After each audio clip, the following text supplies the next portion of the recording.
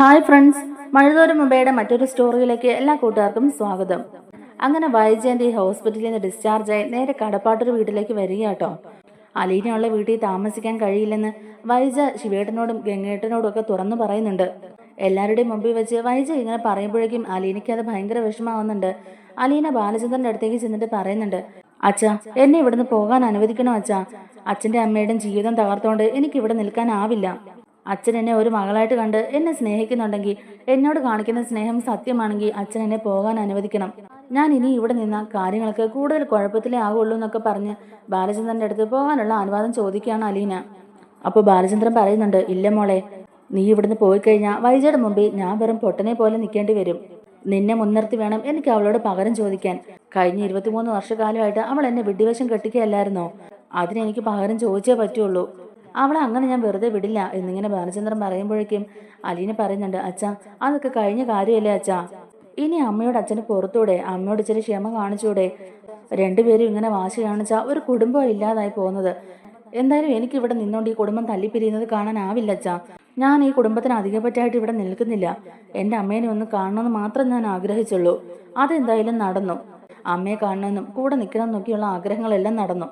ഇനി ഇവിടെ നിന്ന് വെറുതെ ഞാൻ എന്തിനാച്ചാ പ്രശ്നങ്ങൾ കൂട്ടുന്നത്? ഇനി ഞാൻ ഇവിടെ നിന്ന് വെറുതെ എന്തിനാച്ചാ പ്രശ്നങ്ങളൊക്കെ കൂടുതൽ കുഴപ്പത്തിലാക്കുന്നത്? അതുകൊണ്ട് ഞാൻ ഇവിടുന്ന് പോകുന്നത് തന്നെയാണ് നല്ലതെന്നൊക്കെ അലീന പറയുന്നുണ്ട്. ഹോസ്പിറ്റലിൽ നിന്ന് തിരിച്ച് വീട്ടിലേക്ക് വന്ന് കയറിയപ്പോൾ തന്നെ വൈജയുടെ നിലപാടുകളെല്ലാം അറിയിച്ചുകൊണ്ട് ബാലചന്ദ്രൻ നല്ല ദേഷ്യത്തിലാണ് കേട്ടോ. ആ സമയത്താണ് അലീന ഇവിടുന്ന് പോകുന്ന കാര്യങ്ങളൊക്കെ പറഞ്ഞുകൊണ്ട് ബാലചന്ദ്രൻ്റെ അടുത്തേക്ക് വന്നത്. അതും കൂടെ കേട്ട് കഴിയുമ്പോഴേക്കും ബാലചന്ദ്രന് തന്നെ സ്വയം നിയന്ത്രിക്കാൻ പറ്റാതെ ആവുകയാണ്. ബാലചന്ദ്രൻ ഭയങ്കര ദേഷ്യത്തിൽ അലീനയോട് പറയുന്നുണ്ട്, അലീന, നിനക്ക് ഇവിടുന്ന് പോകണമെന്നുണ്ടെങ്കിൽ പോകാം. ഇനി ഞാൻ നിന്നെ ഇവിടെ പിടിച്ചു നിർത്തുന്നില്ല. പക്ഷെ നീ ഒന്ന് ഓർത്തോണം, നീ ഇവിടുന്ന് പോയി കഴിഞ്ഞാലും നിന്റെ അമ്മയുടെ കൂടെ ഞാൻ സുഖമായിട്ട് ഇവിടെ ജീവിക്കാനൊന്നും പോകുന്നില്ല. ഇനി ഇതുപോലെ വിഡ്ഢിവേഷം കെട്ടി മുന്നോട്ടുള്ള കാലം ജീവിച്ചു തീർക്കാൻ എനിക്ക് ആവില്ല. അവളെ എൻ്റെ ഭാര്യയായിട്ട് അംഗീകരിക്കാനോ അവളുടെ കൂടെ സുഖമായിട്ട് ജീവിക്കാനോ ഞാനില്ല. അവളെ എൻ്റെ ഭാര്യയായിട്ട് അംഗീകരിക്കാൻ പോലും എനിക്ക് ഇനി കഴിയില്ല. അതൊക്കെ നീ മനസ്സിൽ ഓർത്തോണം. ഇനി അങ്ങനെ ആരുടെ മുന്നിലും തോറ്റു കൊടുക്കാനും ഈ ബാലചന്ദ്രനെ കിട്ടില്ല. നിനക്ക് പോകണമെങ്കിൽ പോകാം. നിന്നെ ഞാൻ ഇനി പിടിച്ചു നിർത്തുന്നില്ല. അല്ലെങ്കിൽ തന്നെ എല്ലാം നഷ്ടപ്പെട്ടവനാ ഞാൻ ഇനി എന്ത് നോക്കാനാ? എല്ലാ അർത്ഥത്തിലും ഞാൻ പറ്റിക്കപ്പെട്ടവനായിപ്പോയി. അതുകൊണ്ട് ഇനി എനിക്ക് ഒന്നും നോക്കാനില്ല. എൻ്റെ നിലപാടിൽ ഞാൻ ഉറച്ചു തന്നെ നിൽക്കുകയാണെന്ന് ബാലചന്ദ്രൻ പറയുന്നുണ്ട്. നീ പോയി ആലോചിക്കേ, എന്ത് വേണമെന്ന് നീ തന്നെ തീരുമാനിക്കുന്നൊക്കെ പറഞ്ഞിട്ട് തന്നെ ബാലചന്ദ്രൻ ദേഷ്യപ്പെട്ട അകത്തേക്ക് കയറി പോകുന്നുണ്ട്. അലീന ആകെ പെട്ടുപോയ അവസ്ഥയിൽ തന്നെ അവിടെ നിൽക്കുകയാണ് കേട്ടോ. കാരണം ഇതിനു മുമ്പും ഇതുപോലെ പോകാനുള്ള തീരുമാനങ്ങൾ എടുത്തപ്പോഴേക്കും ആ സമയത്തും ബാലചന്ദ്രൻ അവളെ പോകാതെ പിടിച്ചു നിർത്തുകയാണല്ലോ ചെയ്തത്. ഇനിയും അലീന ഇവിടുന്ന് പോകാൻ തന്നെയാണ് തീരുമാനിക്കുന്നതെങ്കിൽ ഇനി ഒന്നും നോക്കാനില്ല. വൈജയുമായുള്ള എല്ലാ ബന്ധവും പാടെ ഉപേക്ഷിക്കാനാണ് ബാലചന്ദ്രൻ തീരുമാനിച്ചിരിക്കുന്നത്. ഒരു തീരുമാനവും എടുക്കാൻ കഴിയാതെ അലീന ആകെ വിഷമിച്ച് നിൽക്കുകയാണ്. ഈ സമയത്തായിരിക്കും മനു അങ്ങോട്ടേക്ക് വരുന്നത്. താൻ വന്നതിന് ശേഷമാണല്ലോ ഈ ദുരന്തങ്ങളെല്ലാം സംഭവിച്ചെന്നൊക്കെ ഓർത്തോണ്ട് തന്നെ അലീന ഇങ്ങനെ കരഞ്ഞോണ്ടിരിക്കുമ്പോഴേക്കും മനു വന്നിട്ട് ചോദിക്കുന്നുണ്ട്, എന്തു പറ്റി അലീന? അലീന എന്തിനാ കരയുന്നേ? മുഖത്ത് നല്ല വിഷമമുണ്ടല്ലോ. ഇവിടെ വേറെ എന്തെങ്കിലും പ്രശ്നം ഉണ്ടായോ എന്നിങ്ങനെ ചോദിക്കുമ്പോഴേക്കും, ഏയ് ഇല്ല മനുവേട്ടാ, ഞാൻ കരഞ്ഞൊന്നും ഇല്ലല്ലോ എന്നിങ്ങനെ പറയുമ്പോഴേക്കും, എന്നോട് തന്നെ പറയണം. തന്റെ മുഖം കാണുമ്പോൾ തന്നെ അറിയാമല്ലോ താൻ കരഞ്ഞോണ്ടിരിക്കുകയായിരുന്നു എന്നുള്ളത്.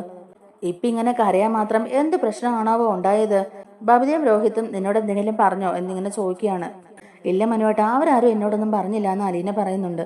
എന്തോ വിഷമമുണ്ട്, എന്നോട് പറയാൻ പറ്റുന്നതാണെങ്കിൽ തനിക്ക് എന്നോട് പറയാട്ടോ എന്ന് പറയുകയാണ് മനു. ഏയ് ഒന്നുമില്ല മനുവേട്ട, അത് മനുവേട്ടന് വെറുതെ തോന്നുന്നതാ. മനുവേട്ടൻ ഇരിക്കുക, ഞാൻ ഇപ്പം തന്നെ ചായ എടുക്കാം എന്നിങ്ങനെ അലീന പറയുമ്പോഴേക്കും മനു ചോദിക്കുന്നുണ്ട്, അങ്കിൾ എന്ത് ചെയ്യുന്നു? അച്ഛൻ മോളിലെ റൂമിലുണ്ട് മനുവേട്ടാന്ന് പറയുമ്പോഴേക്കും ഞാൻ ഒന്ന് അങ്കിളിനെ കണ്ടിട്ട് വരട്ടെ എന്ന് പറഞ്ഞുകൊണ്ട് തന്നെ മനു നേരെ റൂമിലേക്ക് കയറി ചെല്ലുകയാണ്. മനു നേരെ മുകളിലേക്ക് കയറി ചെന്നിട്ട് ഡോറിൽ മുട്ടിട്ട് അകത്തേക്ക് കയറുന്നുണ്ട്. ആഹാ മനുവോ, നീ എപ്പോഴാ മനു വന്നേ എന്നിങ്ങനെ ചോദിക്കുമ്പോഴേക്കും ഞാനിപ്പം വന്നതേ ഉള്ളൂ അങ്കിൾ എന്ന് പറയുകയാണ് മനു. അല്ലെങ്കിലേ ഇപ്പം എങ്ങനെയുണ്ട്? ഇവിടുത്തെ സ്ഥിതിഗതികളൊക്കെ അറിയാന്ന് കരുതി ഇങ്ങോട്ടേക്ക് വന്നാന്ന് പറയുമ്പോഴേക്കും, നീ താഴെ അവരാരെയും കണ്ടില്ലേ എന്നിങ്ങനെ ചോദിക്കാട്ടോ. ഇല്ല, ഞാൻ അലീനയെ മാത്രമേ കണ്ടുള്ളൂ. ബാക്കി ആരും എവിടെയെന്ന് ഞാൻ ചോദിച്ചുമില്ല. അങ്കിൾ എന്തെന്ന് വെച്ചപ്പം അലീന മോളിലുണ്ടെന്ന് പറഞ്ഞു. എന്നാൽ അങ്കിളിനെ കണ്ടിട്ട് ബാക്കിയുള്ളവരെ കാണാന്ന് കരുതി ഞാൻ നേരെ ഇങ്ങി പോകുന്നെന്ന് പറയുക. ആൻറ്റി ഇങ്ങോട്ടേക്ക് വന്നിട്ട് എങ്ങനെയുണ്ട് അങ്കിളെ എന്നിങ്ങനെ ചോദിക്കുമ്പോഴേക്കും, അതേക്കുറിച്ചൊന്നും എനിക്ക് അറിയില്ല മനു. ഞാൻ അവളുടെ കാര്യത്തിൽ ഒന്നിലും ഇടപെട്ടിട്ടില്ല. ഇനി അങ്ങോട്ടേക്ക് അവളുടെ കാര്യങ്ങളൊന്നും ഇടപെടാനും നിൽക്കുന്നില്ല. ഇങ്ങോട്ടേക്ക് വരണോന്നോ വരണ്ടാന്നോ ഒന്നും തന്നെ ഞാൻ പറഞ്ഞിട്ടില്ല.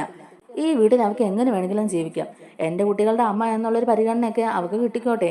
എന്നാൽ എൻ്റെ ജീവിതത്തിൽ നിന്ന്, എൻ്റെ ഭാര്യ എന്നുള്ള സ്ഥാനത്തു നിന്ന് ഞാൻ അവളെ എപ്പോഴേ തുടച്ചു കളഞ്ഞു. ഇനി ആ സ്ഥാനത്ത് അവളില്ല. ഇനി എനിക്ക് അങ്ങനെ ഒരു ഭാര്യയില്ല. അതാ എൻ്റെ തീരുമാനം എന്ന് തന്നെ പറയുകയാണ് ബാലചന്ദ്രൻ. അപ്പോൾ മനു ചോദിക്കുന്നുണ്ട്, അങ്കിളെ, അങ്ങനെ നമുക്ക് തൂത്തുടച്ച് കളയാൻ പറ്റുന്ന ബന്ധമാണോ? അങ്കിൾ എന്തായാലും ഇപ്പം ആ വിഷയത്തെക്കുറിച്ചൊന്നും ചർച്ച ചെയ്യണ്ട. ആൻറ്റിയുടെ കാര്യം നമുക്കറിയാമല്ലോ, ആൻറ്റി ചെയ്ത തെറ്റ് തന്നെയാ. എന്നാലും ഇപ്പോഴത്തെ സിറ്റുവേഷനിൽ ആങ്ങളമാരെല്ലാവരും കൂടെ ചേർന്ന് ആൻറ്റിയെ ഇങ്ങോട്ടേക്ക് കൊണ്ടാക്കിയില്ലേ. ഇനി കുറച്ച് ദിവസം ആൻറ്റി ഇവിടെ നിൽക്കട്ടെ, എന്തെങ്കിലും ചേഞ്ചസ് ഉണ്ടാകുമോ എന്നുള്ളത് നമുക്ക് നോക്കാം. അലീനയോടുള്ള പെരുമാറ്റത്തിൽ അവർക്ക് മാറ്റമൊന്നും ഇല്ലെങ്കിൽ പിന്നെ അവർ എന്താണെന്ന് വെച്ചാൽ ചെയ്തോട്ടെ, അത് കഴിയുമ്പോഴേക്കും നമുക്ക് ബാക്കി കാര്യങ്ങൾ നോക്കാം എന്ന് പറയുകയാണ് കേട്ടോ.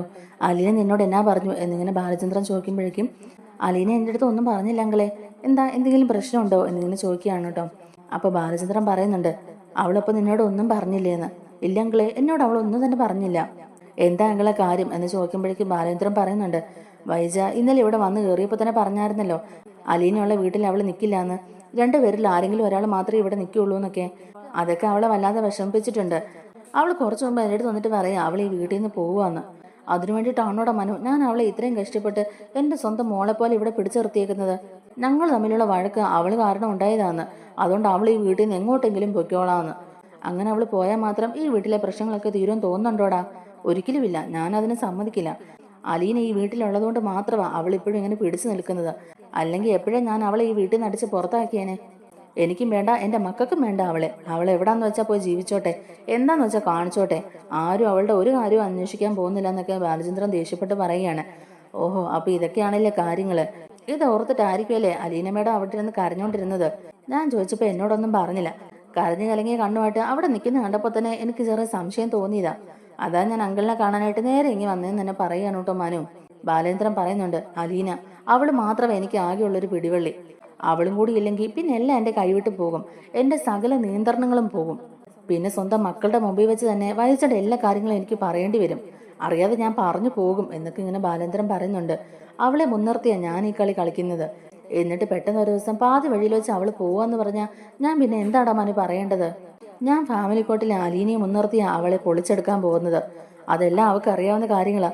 എന്നിട്ടും അവൾ എന്നെ ദേഷ്യം പിടിപ്പിക്കാനായിട്ട് ഓരോന്ന് ചോദിച്ചുകൊണ്ട് വന്നേക്കുന്നു. അതുകൊണ്ടാണ് ഞാൻ അവളോട് പറഞ്ഞത് നിനക്ക് പോകണമെങ്കിൽ പൊയ്ക്കോളാൻ. പിന്നെ അവളുടെ അമ്മയും ഞാനും തമ്മിൽ ഒരു ബന്ധം ഉണ്ടാവില്ല എന്നും അവളെ ഞാൻ ഇവിടെ നിന്ന് അടിച്ചിറക്കുമെന്നൊക്കെ ഞാൻ അവളോട് പറഞ്ഞു. അതൊക്കെ വിഷമമായി കാണും. കരയട്ടെ, എൻ്റെ മനസ്സിലെ വിഷമമൊന്നും ആരും കാണുന്നില്ലല്ലോ. ഞാനിവിടെ തീ തിന്നോട്ട് നടക്കുക എന്നുള്ളത് ആരും ചിന്തിക്കുന്നില്ലല്ലോ. സകല പിടിയും വിട്ട് നടക്കുക ഞാൻ. നിനക്കറിയാമല്ലോ ഈ വീട്ടിൽ എന്തൊക്കെ പ്രശ്നങ്ങളാണ് ഇപ്പം നടക്കുന്നതെന്ന്. എല്ലാം ഓർത്തിട്ട് തലയ്ക്കകത്ത് ഭ്രാന്ത് പിടിച്ച പോലെയാ. ആ സമയത്ത് അവൾ ഇവിടുന്ന് പോവാന്നും കൂടി പറയുന്നത്. എനിക്ക് എങ്ങനെ അത് സഹിക്കാൻ കഴിയും മനു? നീ തന്നെ പറ എന്നിങ്ങനെ പറയുമ്പോഴേക്കും മനു പറയുന്നുണ്ട്, അങ്കിളെ അലീന ഇവിടുന്ന് എങ്ങും പോകില്ല. അവൾക്ക് അങ്ങനെ പോകാനും കഴിയില്ല. അലീന ഇവിടുന്ന് പോയി കഴിഞ്ഞാൽ എന്തൊക്കെ സംഭവിക്കും എന്നുള്ളത് അവൾക്ക് അറിയാമല്ലോ. ആന്റി അങ്ങനെ പറഞ്ഞ വിഷമത്തിലായിരിക്കും അവൾ അങ്ങനെ പറഞ്ഞിട്ടുണ്ടാവുക. അങ്കിൾ അത് കാര്യമാക്കി എടുക്കണ്ട. അങ്ങനെ നിങ്ങളെയൊക്കെ ഉപേക്ഷിച്ചിട്ട് അവൾ എവിടെ പോകാനാ? അവൾക്ക് അങ്ങനെ പോയി നിൽക്കാൻ വേറെ ഒരിടം ഉണ്ടോ? അങ്കിൾ അതൊന്നും ഓർത്ത് വിഷമിക്കണ്ടെന്നൊക്കെ പറഞ്ഞുകൊണ്ട് തന്നെ ബാലചന്ദ്രനെ സമാധാനിപ്പിക്കുന്നുണ്ട് മനു. പിന്നെ നിങ്ങൾ രണ്ടുപേരും ഇങ്ങനെ വഴക്കുണ്ടാക്കിക്കൊണ്ടിരുന്ന നിങ്ങളുടെ ഇടയിൽ കിടക്കുന്ന കുറച്ച് പേരും കൂടി ഈ വീട്ടിലുണ്ട്. ഇതെല്ലാം അനുഭവിക്കേണ്ടി വരുന്നത് മക്കളും കൂടിയാണെന്നുള്ളത് ഓർമ്മ വേണം.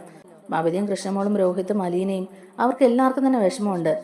അതുകൊണ്ട് അങ്ങൾ ഈ സമയത്ത് കടുത്ത തീരുമാനങ്ങളൊന്നും എടുക്കാതിരിക്കുന്നതായിരിക്കും നല്ലതെന്ന് പറയാട്ടോ മനു. ബാലേന്ദ്രൻ പറയുന്നുണ്ട്, ഇല്ല മനു, അങ്ങനെ ഒരു വിട്ടുവീഴ്ച ചെയ്യാൻ ഞാൻ തയ്യാറല്ല. കഴിഞ്ഞ 23 വർഷമായിട്ട് ഞാൻ ഈ വെടിവേഷം കെട്ടി നടക്കുകയല്ലേ. അവൾക്കും അവളുടെ ആങ്ങളമാർക്കും അവളുടെ അമ്മയ്ക്കും ഒക്കെ ഈ സത്യങ്ങൾ അറിയായിരുന്നു. ഇത്രയും നാളും അവൾ എൻ്റെ ഭാര്യയായിട്ട് എൻ്റെ കൂടെ കഴിഞ്ഞു. ഇത്രയും നാളിനിടയിൽ അവൾ ഒരു പ്രാവശ്യമെങ്കിലും എന്നോട് ഈ സത്യം തുറന്നു പറഞ്ഞിരുന്നെങ്കിൽ ഞാൻ അതൊക്കെ ഒരുപക്ഷെ ക്ഷമിച്ചേനെ. പക്ഷെ അവൾ അപ്പോഴും വലിയ പരിശുദ്ധിയെ പോലെ എൻ്റെ മുമ്പിൽ അഭിനയിക്കുകയല്ലായിരുന്നോ? അവൾ മാത്രമാണോ അവളുടെ ആങ്ങളമാരും അവളുടെ അമ്മയും ഒക്കെ എന്നെ വെറും പൊട്ടനാക്കിക്കൊണ്ടിരിക്കുകയല്ലായിരുന്നോ? അതിനൊക്കെ ഞാൻ അവരോട് തിരിച്ചു ചോദിക്കണ്ടേ? അതുപോലും തിരിച്ചു ചോദിച്ചില്ലെങ്കിൽ എന്നെ വെറും കിഴങ്ങനായിട്ടല്ലേ അവർ കാണുള്ളൂ. എനിക്കതിന് കഴിയില്ല മനു. ഇത്രയും നാളും എൻ്റെ കുടുംബമായിരുന്നു എനിക്ക് വലുത്. എൻ്റെ ഭാര്യ, എൻ്റെ മക്കൾ എന്നൊക്കെ പറഞ്ഞാൽ അവരായിരുന്നു എനിക്ക് എല്ലാം. ആ കുടുംബത്തിന് വേണ്ടിയിട്ടാണ് ഞാൻ ഇത്രയും നാളും ജീവിച്ചത്. എന്നിട്ട് ഇത്രയും നാളും കഥ അറിയാതെ കളി കണ്ടോണ്ടിരിക്കുകയല്ലായിരുന്നോ?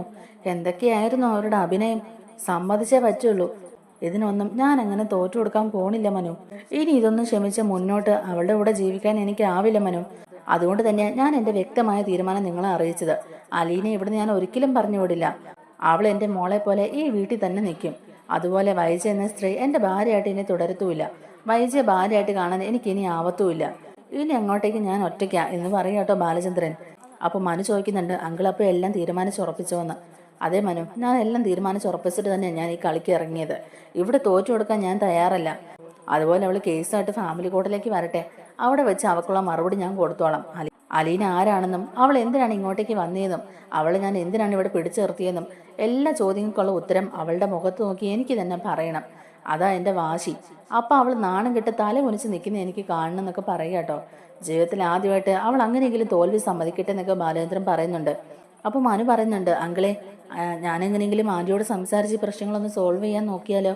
ആൻറ്റിയുടെ ഭാഗത്തും ഒരു തെറ്റുള്ളതുകൊണ്ടാണ് അങ്കിള് ക്ഷമിക്കാത്തെന്നുള്ള രീതിയിൽ ഞാനൊന്ന് സംസാരിച്ച് നോക്കട്ടെ എന്നിങ്ങനെ ചോദിക്കുമ്പോഴേക്കും, വേണ്ട, ഇക്കാര്യം ഉന്നയിച്ച് അവളോട് ആരും സംസാരിക്കേണ്ട. അവളുടെ ചോദ്യങ്ങൾക്കുള്ള മറുപടി ഞാൻ കൊടുത്തോളാം. അതും എവിടെ വെച്ച് എപ്പോൾ കൊടുക്കണം എന്നുള്ളത് എനിക്ക് നന്നായിട്ട് അറിയാം. അതുകൊണ്ട് ഈ വക കാര്യങ്ങളൊന്നും വൈജിയോട് സംസാരിക്കേണ്ട. ഈ പ്രശ്നത്തിൽ ഒത്തുതീർപ്പുണ്ടാക്കാൻ നീ നോക്കണ്ടെന്നും പറയുക കേട്ടോ മനുവിനോട്. അങ്ങനെ ബാലചന്ദ്രന്റെ മറുപടികളെല്ലാം കേട്ട് മനു ആകെ ഷോക്കായി നിൽക്കുകയാണ്. അങ്കിൾ ഇതുപോലെ സംസാരിക്കാൻ പെരുമാറുകയും ചെയ്യുന്നുവെന്നും ഇതിനു മുമ്പ് കണ്ടിട്ടില്ലല്ലോ. അതുകൊണ്ട് തന്നെ ഈ പ്രശ്നം എങ്ങനെ ഇനി സോൾവ് ചെയ്യുമെന്നൊക്കെ ഓർത്തുകൊണ്ട് തന്നെ മനു താഴേക്ക് ഇറങ്ങി വരുന്നുണ്ട്. ആ സമയത്ത് മനുവിന് ചായ അലീന കൊണ്ട് കൊടുക്കുന്നുണ്ട്. എന്താ മനുവേട്ട, അച്ഛൻ എന്താ പറഞ്ഞേ എന്ന് ചോദിക്കുമ്പോഴേക്കും, അങ്കിൾ കുറച്ച് കാര്യങ്ങൾ പറഞ്ഞു. നീ കുറച്ചു മുമ്പ് അങ്കിളിൻ്റെ അടുത്ത് ഒരു കാര്യം അവതരിപ്പിച്ചായിരുന്നല്ലോ, അതിന്റെ ദേഷ്യത്തിലാ അങ്കിള്. ആ ദേഷ്യം എന്നോടും കാണിച്ചു എന്നിങ്ങനെ പറയാട്ടോ മനു. അയ്യോ, അച്ഛൻ മനുവേട്ടനോട് ചൂടായോ എന്ന് വെക്കുമ്പോഴേക്കും, അതുപോലൊരു കാര്യമല്ലേ നീ പറഞ്ഞത്, പിന്നെ എങ്ങനെ അങ്കിൾ എന്നോട് ചൂടാകാതിരിക്കും? അല്ല മനുവേട്ട, അച്ഛൻ എന്താ പറഞ്ഞേ എന്നിങ്ങനെ ചോദിക്കുമ്പോഴേക്കും, നീ ഇവിടുന്ന് എങ്ങോട്ടെങ്കിലും പോവാന്ന് പറഞ്ഞോ അലീന? അലീനയുള്ള വീട്ടിലെ വൈജാൻറ്റി നിൽക്കുകയില്ലാന്ന് വൈജാൻറ്റി പറഞ്ഞുകൊണ്ട് നീ ഇവിടുന്ന് പോകാൻ തീരുമാനിച്ചോ? അങ്ങനെ അങ്കിളിനോട് എന്ന് സംസാരിച്ചെന്നൊക്കെ ചോദിക്കുമ്പോഴേക്കും, പിന്നല്ലാതെ ഞാൻ എന്താ മനുവേട്ട ചെയ്യേണ്ടത്? രണ്ടുപേരും ഇങ്ങനെ കീരിയും പാമ്പിനെയും പോലെ ഇവിടെ കിടന്ന് ഇങ്ങനെ അടി കൂടിക്കൊണ്ടിരുന്ന ഈ വീട്ടിൽ എന്തെങ്കിലും ഒരു സമാധാനം ഉണ്ടാവോ? സ്വസ്ഥത ഉണ്ടാവോ? രണ്ടുപേർക്കും വാശിയാ, ആരും തോറ്റു കൊടുക്കുകയല്ലെന്ന് തീരുമാനിച്ചേക്കുകയാ. അതിനിടയിൽ ഞാൻ ഇവിടെ നിന്നോണ്ട് എന്ത് ചെയ്യാനാ? ഒരു കണക്കിന് പറഞ്ഞാൽ ഞാൻ ഇങ്ങോട്ടേക്ക് വന്നതും ഞാനിവിടെ നിൽക്കുന്നതൊക്കെയാണല്ലോ ഈ പ്രശ്നങ്ങൾക്കുള്ള കാരണം. അതുകൊണ്ട് ഞാൻ ഇവിടുന്ന് പോയാലും നമുക്ക് ഇങ്ങനെ ആലോചിക്കുകയായിരുന്നു. ഞാൻ അച്ഛനോട് പറഞ്ഞപ്പോഴേക്കും അച്ഛൻ എന്നോട് ദേഷ്യപ്പെട്ടു. എന്നെ മുൻനിർത്തിക്കൊണ്ട അച്ഛൻ അമ്മയോട് പകരം വീട്ടാൻ പോകുന്നത്. എന്നെ സംബന്ധിച്ചിടത്തോളം രണ്ടുപേരും എനിക്ക് വേണ്ടവരാ, അച്ഛനും അമ്മയും. അവരിങ്ങനെ ഞാൻ കാരണം തമ്മിൽ തല്ലി പിരിയുന്നത് എനിക്ക് കണ്ടുകൊണ്ട് ഇവിടെ നിൽക്കാനാവുമോ മനുവേട്ട? എൻ്റെ മനസാക്ഷി അതിനെ സമ്മതിക്കുകയല്ല. അതുകൊണ്ടാണ് ഞാൻ ഇവിടുന്ന് പോകാമെന്ന് തീരുമാനിച്ചെന്നൊക്കെ പറയുമ്പോഴേക്കും മനു പറയുന്നുണ്ട്, നിന്റെ ഉദ്ദേശശുദ്ധിയൊക്കെ എനിക്ക് മനസ്സിലാവും. പക്ഷേ കാര്യങ്ങളൊക്കെ കൈവിട്ടു പോയി അലീന. ഇനി ഈ പ്രശ്നങ്ങളൊക്കെ തീരണം എന്നുണ്ടെങ്കിലേ ആൻറ്റിയോട് അങ്കിള് തന്നെ സത്യങ്ങളൊക്കെ വെളിപ്പെടുത്തണം. അത് എപ്പോൾ വെളിപ്പെടുത്തണം, എങ്ങനെ വെളിപ്പെടുത്തണം എന്നൊക്കെയുള്ളത് അങ്കിള് തീരുമാനിച്ചു വെച്ചേക്കുക. ആൻറ്റി കേസുമായിട്ട് ഫാമിലി കോർട്ടിൽ എത്തുന്ന സമയത്ത് നിന്നെ മുൻനിർത്തിക്കൊണ്ട് ആൻറ്റിയെ പൊളിച്ചെടുക്കാൻ അങ്കിള് പദ്ധതി ഇടുന്നത്. അത് അങ്കിൾ അങ്ങനെ ചെയ്യുകയും ചെയ്യും. അങ്കിളുടെ മനസ്സിലിപ്പോൾ അതൊരു വാശിയായിട്ട് മാറിയിരിക്കുക. അതുകൊണ്ട് ഈ സമയത്ത് നീ ഇവിടുന്ന് പോവാന്ന് പറഞ്ഞാൽ അത് അങ്കിളിനൊട്ടും സഹിക്കാൻ കഴിയില്ല. അങ്കിള് വീണ്ടും വൈജാൻറ്റിയുടെ മുമ്പിൽ തോറ്റു പോകുന്ന പോലെ ആവില്ലേ? അതുകൊണ്ട് അങ്കിള് നിന്നോട് ദേഷ്യപ്പെട്ടത്. നീ അത് കാര്യമാക്കണ്ട അലീന. ഇപ്പോഴത്തെ സാഹചര്യത്തിൽ നീ ഇവിടെ നിൽക്കുന്നത് തന്നെയാണ് നല്ലത്. നീ ഇവിടുന്ന് പോയാൽ ഈ പ്രശ്നങ്ങളൊക്കെ വഷളാകുകയേ ഉള്ളൂ. ഇവരിങ്ങനെ ഈ വാശിപ്പുറത്ത് നടക്കുമ്പോൾ ഈ പിള്ളേരുടെ കാര്യം പോലും അവർ ശ്രദ്ധിക്കുന്നില്ല. അവരുടെ കാര്യങ്ങളൊക്കെ ശ്രദ്ധിക്കാനും അവരെ ഒന്ന് നിയന്ത്രിച്ച് നിർത്താനും ഈ സമയത്ത് നീയും കൂടി ഇല്ലെങ്കിൽ അത് വലിയ പാടാവും എന്നൊക്കെ പറയുക കേട്ടോ മനു. അലീന പറയുന്നുണ്ട്, അതല്ല മനുവേട്ടാ, എന്നാലും എനിക്ക് ഭയങ്കര വിഷമം. ഞാൻ കാരണമാണല്ലോ ഇതൊക്കെ സംഭവിച്ചെന്നൊക്കെ ഓർക്കുമ്പം എനിക്ക് എന്നോട് തന്നെ ഒരു പുച്ഛം തോന്നുകയാ. അമ്മയെ കാണണം എന്നുള്ളൊരാഗ്രഹത്തിലല്ല ഞാൻ ഇങ്ങോട്ടേക്ക് വന്നത്. ഇങ്ങനെയൊക്കെ ആകുമെന്ന് ഞാൻ ഒരിക്കലും പ്രതീക്ഷിച്ചല്ല. ഇങ്ങനെയൊക്കെ ആകുമെന്ന് അറിഞ്ഞിരുന്നെങ്കിൽ ഞാൻ ഒരിക്കലും ഇങ്ങോട്ടേക്ക് വരില്ലായിരുന്നു. ഈ കുടുംബം ഞാൻ കാരണമാണോ ഇങ്ങനെ ആയെന്നൊക്കെ ഓർക്കുമ്പം എനിക്ക് വല്ലാത്തൊരു മാനസിക വിഷമം എന്നൊക്കെ പറയാം കേട്ടോ. അപ്പോൾ അലീനെ ഒന്ന് സമാധാനിപ്പിച്ചുകൊണ്ട് തന്നെ മനു പറയുന്നുണ്ട്, നീ അങ്ങനെ ഒന്നും വിചാരിക്കണ്ട. നീ ഇങ്ങോട്ടേക്ക് വന്നില്ലായിരുന്നെങ്കിൽ, ഈ സത്യങ്ങൾ ബാലചന്ദ്രനങ്ങൾ അറിഞ്ഞില്ലായിരുന്നെങ്കിൽ ജീവിതകാലം മുഴുവൻ ആ സത്യങ്ങളൊന്നും മനസ്സിലാക്കാതെ തന്നെ ജീവിച്ചു പോവുകയല്ലായിരുന്നോ? അപ്പോൾ ഇതൊക്കെ ഒരു ദൈവനിശ്ചയമാണ്. നീ ഇങ്ങോട്ടേക്ക് വരണമെന്നും ഈ സത്യങ്ങളൊക്കെ അങ്കിൾ അറിയണം എന്നൊക്കെയുള്ളത് എല്ലാം ദൈവനിശ്ചയമാണ്. നീ അങ്ങനെ മാത്രം കണക്ക് കൂട്ടിയാൽ മതി. വൈജാൻറ്റി ഇത്രയും നാളും കാണിച്ചതിനൊക്കെയുള്ള ഒരു തിരിച്ചടിയാണെന്ന് കൂട്ടിക്കോ. 23 വർഷക്കാലം പരിവൃതയായ ഭാര്യയാന്ന് പറഞ്ഞ് നെളിഞ്ഞടക്കുകയല്ലായിരുന്നു അങ്കിളുടെ മുമ്പിലൂടെ. ഇത്രയും നാളും അങ്കിളിന്റെ കൂടെ ജീവിച്ചിട്ടും ഒരു പ്രാവശ്യം പോലും അങ്കിളിനോട് ഈ സത്യങ്ങളൊന്നും പറയാത്തതില്ല അങ്കിളിന് ദേഷ്യം.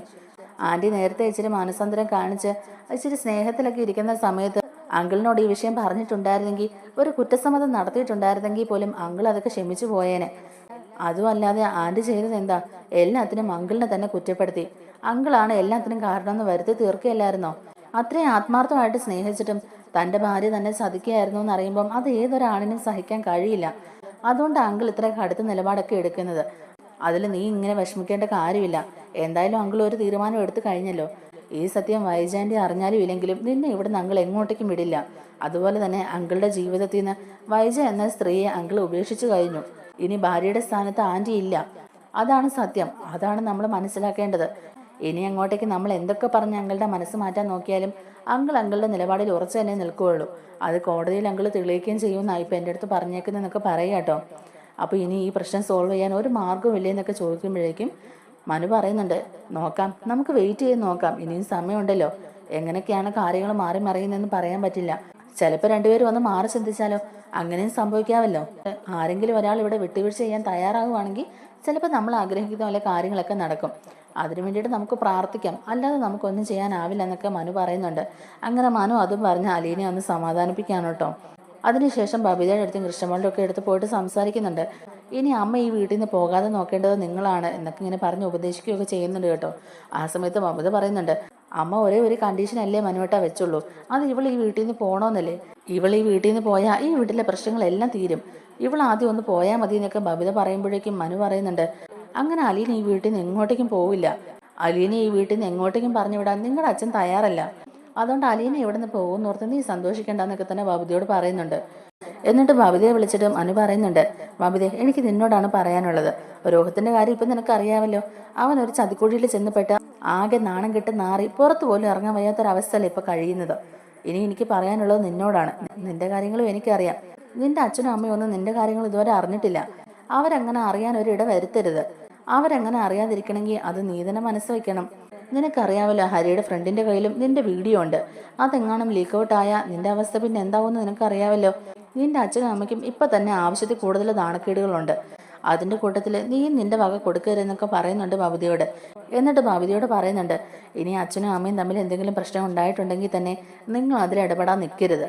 നിങ്ങൾ രണ്ടുപേരും അച്ഛന്റെ കൂടെ തന്നെ ഉറച്ചു നിൽക്കണം. കാരണം അമ്മയെ ഇവിടെ പിടിച്ചു നിർത്താന്നുള്ളത് നിങ്ങളുടെ കൂടി ആവശ്യമാണ്. നിങ്ങൾ രണ്ട് പെൺകുട്ടികളാണ്. ഇനി നിങ്ങളുടെ കാര്യങ്ങളൊക്കെ നോക്കാൻ അമ്മ ഇവിടെ നിൽക്കേണ്ടത് അത്യാവശ്യമാണ്. അതുകൊണ്ട് അമ്മയെ ഇവിടെ നിന്ന് പോകാതെ പിടിച്ചു നിർത്താൻ നോക്കേണ്ടത് നിങ്ങൾ തന്നെയാണെന്ന് പറയുകയാണ്. അതുപോലെ അമ്മ ചെയ്യുന്ന ഒരു കാര്യത്തിൽ നിങ്ങൾ സപ്പോർട്ട് ചെയ്യരുത്. അച്ഛന്റെ കൂടെ നിങ്ങൾ നിൽക്കാവുള്ളൂ. അല്ലെങ്കിൽ നിങ്ങളുടെ ജീവിതം നശിച്ചു പോകും. അമ്മ പറയുന്നത് കേട്ട് മുന്നോട്ട് പോകാൻ നിന്നാൽ നിന്റെ ജീവിതം നശിച്ചു പോകും എന്നൊക്കെ ബബിതയോട് പറയുന്നുണ്ട് കേട്ടോ. അമ്മ നിർബന്ധിച്ച് വിളിച്ചാൽ എനിക്ക് പോകാതിരിക്കാൻ കഴിയില്ല എന്ന് ബബിത പറയുമ്പോഴേക്കും മനു പറയുന്നുണ്ട്, അങ്ങനെയാണെങ്കിൽ ആ വീഡിയോസൊക്കെ എനിക്ക് ആൻറ്റിയും കാണിക്കേണ്ടി വരും. സ്വന്തം മകൾ ഇതുപോലെയാണ് വഴിപഴിച്ച് നടക്കുന്നുള്ളതൊക്കെ എനിക്ക് അമ്മയെ കാണിക്കേണ്ടി വരുമെന്ന് പറയുക കേട്ടോ. അപ്പോഴേക്കും ബബിത ഒന്ന് ഷോക്കാവുന്നുണ്ട്. അയ്യോ മനുവേട്ടാ, അങ്ങനെ ചെയ്യല്ലേ, അച്ഛനെ അമ്മയും കാണിക്കല്ലേ എന്നൊക്കെ പറയാണ്. അങ്ങനെയാണെങ്കിൽ ഞാൻ പറയുന്നത് നീ അനുസരിച്ചേ പറ്റുള്ളൂ.